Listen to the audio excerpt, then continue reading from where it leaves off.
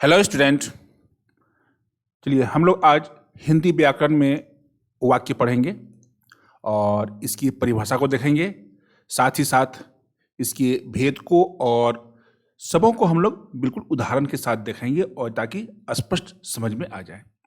तो भाषा हमारे भावों विचारों की अभिव्यक्ति का माध्यम है और भाषा की रचना वर्णों शब्दों और वाक्यों से होती है। दूसरे शब्दों में वर्णों से शब्द, शब्दों से वाक्य और वाक्यों से भाषा का निर्माण हुआ है। इस प्रकार वाक्य शब्दों के समूह का नाम है, लेकिन सभी प्रकार के शब्दों को एक स्थान पर रखकर वाक्य नहीं बना सकते। चलिए पहले हम लोग देख लेते हैं वाक्य की परिभाषा। तो शब्दों के एक सार्थक समूह को ही वाक्य कहते हैं। सार्थक का मतलब होता है अर्थ रखने वाला, यानी शब्दों का ऐसा समूह जिसे कोई अर्थ निकल रहा हो वह वाक्य कहलाता है। बिना अर्थ निकले उसे हम लोग वाक्य नहीं कह सकते हैं। इसको हम लोग एक उदाहरण से समझते हैं। यहां देखिए उदाहरण दिया हुआ है, सत्य की विजय होती है। यह एक पूर्ण वाक्य है। तो यह वाक्य है क्योंकि इसका एक अर्थ, वास्तविक अर्थ निकल रहा है कि सत्य की विजय होती है। लेकिन अगर हम बोलें सत्य है विजय होती, तो ये कोई अर्थ है ही नहीं, इसका बिना अर्थ का ये वाक्य है। इसलिए वाक्य नहीं है क्योंकि इसका अर्थ नहीं निकलता है। तो शब्दों के एक सार्थक समूह को ही हम लोग वाक्य कहेंगे।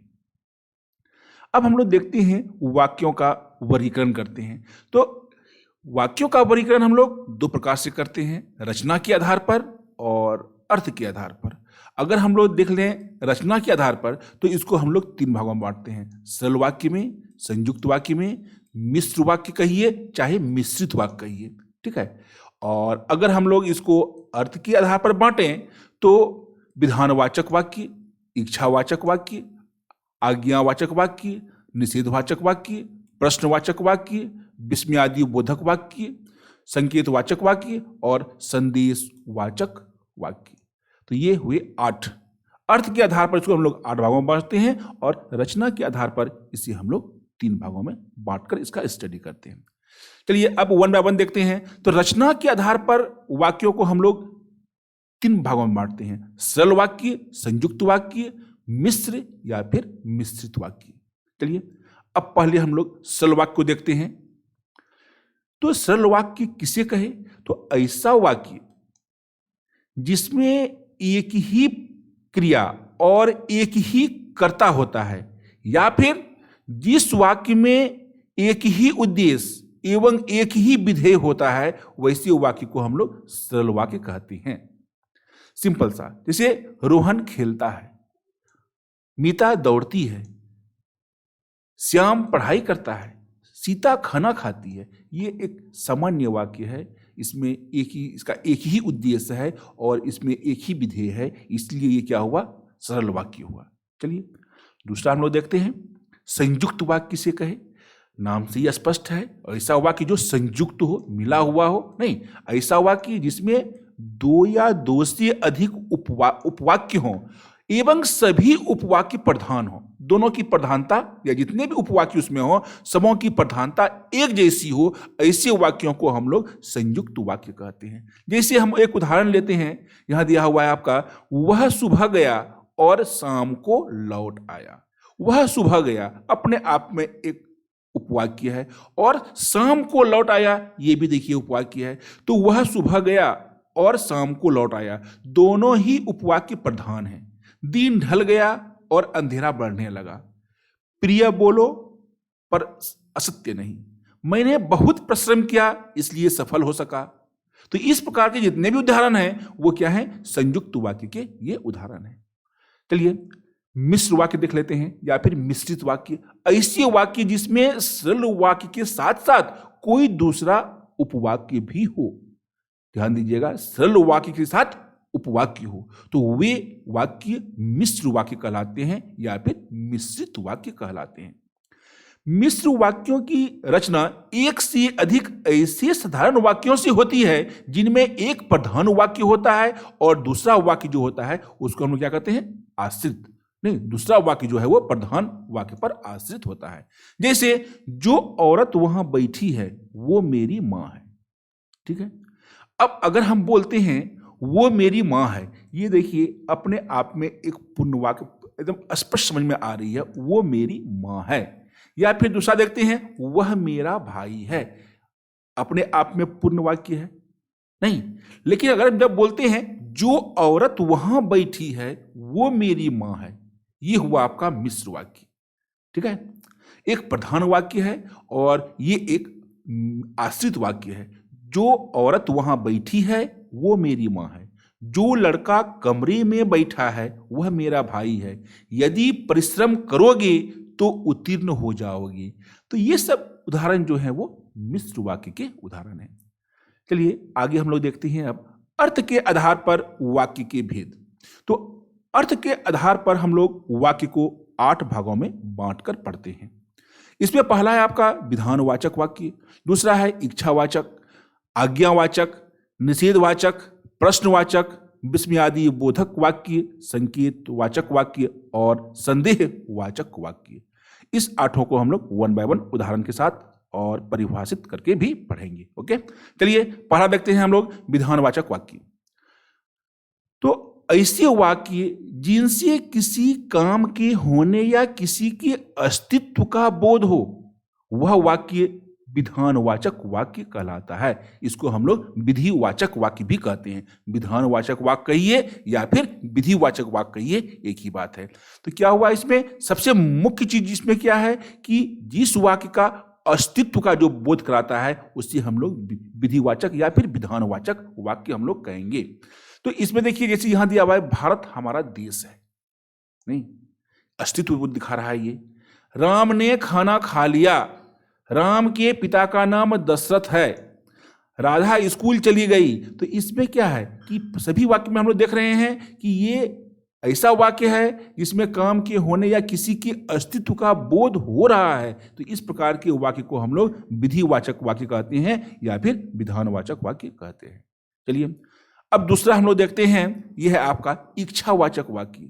नाम से यह स्पष्ट है, इच्छावाचक ऐसे वाक्य जिनमें वक्ता की कोई इच्छा हो, कामना या फिर आशंका, आशीर्वाद आदि का बोध हो, वह वाक्य इच्छावाचक वाक्य कहलाती है। जैसे नव वर्ष मंगलमय हो, तुम्हारा कल्याण हो, भगवान तुम्हें लंबी उम्र दे, ये सब इच्छावाचक है। देखिए नव वर्ष मंगलमय हो, इसमें हम लोग क्या कर रहे हैं, किसी को शुभकामना दे रहे हैं, नहीं, तुम्हारा कल्याण हो, आशीर्वाद दिया जा रहा है, भगवान तुम्हें लंबी उम्र दे, ये भी आशीर्वाद दिया जा रहा है। तो इस प्रकार के वाक्य को हम लोग क्या कहते हैं, इच्छावाचक वाक्य कहते हैं।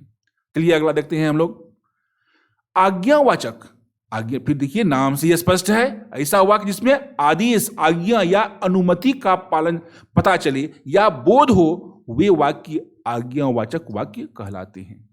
जैसे वहां जाकर बैठिए, इसमें आज्ञा दिया जा रहा है कि आप वहां जाकर बैठिए, कृपया अपनी मदद स्वयं करिए, नहीं, कृपया शांति बनाए रखें, तुम वहां कल जा सकते हो। तो इसमें हम लोग देख रहे हैं कि अनुमति दे रहा है या फिर आज्ञा दे रहा है या आदेश दे रहा है। तो इससे जिस वाक्य से हमें इसी का पता चलता है तो उसे हम लोग क्या कहेंगे, आज्ञावाचक वाक्य कहेंगे। चलिए अब हम लोग चौथा देखते हैं आपका निषेधवाचक। नाम से यह स्पष्ट है, जो वाक्य हमें किसी काम के न होने या न करने का बोध कराता हो या फिर जिन वाक्यों से कार्य के निषेध का बोध हो, वह वाक्य निषेधवाचक वाक्य कहलाता है। मतलब मना करना, कोई काम को न करने देना जिससे हमका बोध हो।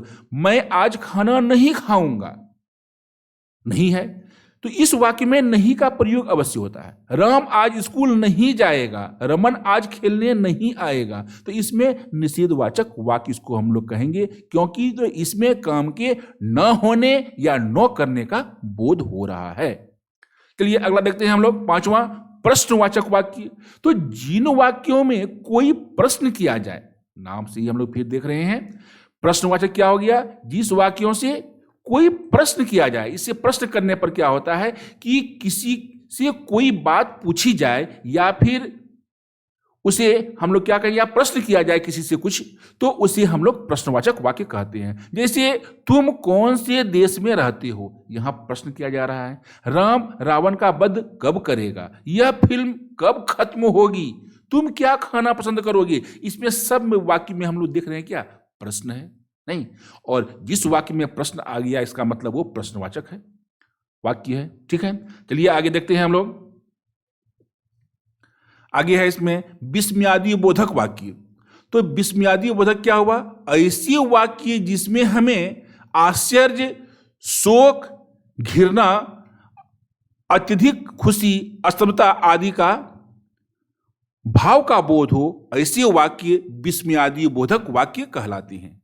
ध्यान दीजिए, ऐसे वाक्य जिसमें हमें आश्चर्य, शोक, घृणा, अत्यधिक खुशी, स्तब्धता आदि भावों का बोध हो, ऐसे वाक्य क्या कहलाते हैं, विस्मयादि बोधक वाक्य कहलाते हैं। और इन वाक्यों में जो शब्द विस्मय के होते हैं उसके पीछे हम लोग देखते हैं विस्मय सूचक चिन्ह हम लोग लगाते हैं। तो इन चिन्ह से हम इस वाक्य की पहचान कर सकते हैं। जैसे ओह कितनी ठंडी रात है, अरे तुम लोग कब पहुंचे। तो इसमें क्या है कि विस्मय सूचक है, इसलिए देख रहे हैं हम लोग कि विस्मय सूचक का भी चिन्ह लगा हुआ है। तो इजी वे में इसको हम लोग पहचान सकते हैं कि ये जो वाक्य है वो क्या है, विस्मयादि बोधक वाक्य है। चलिए आगे देखते हैं हम लोग। संकेतवाचक वाक्य, वे वाक्य जिनसे हमें एक क्रिया का दूसरी क्रिया पर निर्भर होने का बोध हो, ऐसे वाक्य को हम लोग संकेतवाचक वाक्य कहते हैं। ठीक है, क्या हुआ इसमें, एक क्रिया का दूसरी क्रिया पर निर्भरता, तो उसको हम लोग क्या कहेंगे, संकेतवाचक। जैसे यहां हम लोग वाक्य से स्पष्ट करते हैं, अगर तुम परिश्रम करते तो आज सफल हो जाते। एक का फल जो है वो दूसरे पर पड़ रहा है, हम लोग देख रहे हैं नहीं, एक जो क्रिया है वो दूसरी क्रिया पर निर्भर कर रहा है। अगर बारिश अच्छी होती तो फसल भी अच्छी होती। ये देखिए इसमें भी वही कहानी है कि एक क्रिया का जो है वो दूसरी क्रिया पर वो निर्भर हो रहा है। या फिर इसको हम लोग अलग तरह से भी परिभाषित कर सकते हैं कि जिन वाक्यों में किसी संकेत का बोध हो तो उसे हम लोग संकेतवाचक वाक्य कहते हैं। संकेत का बोध हो, जैसे राम का मकान उधर है, सोनू उधर रहता है। तो इस प्रकार जो हम संकेत करते हैं, तो इस प्रकार के वाक्य को हम जब बोलते हैं तो उसे हम कहेंगे संकेतवाचक वाक्य कहेंगे। चलिए अब हम लोग आगे देखते हैं संदेहवाचक वाक्य। ऐसे वाक्य जिनसे हमें किसी प्रकार के संदेह या संभावना का बोध होता है, वह वाक्य संदेहवाचक वाक्य कहलाता है। आज सुबह तेज बारिश हो सकती है।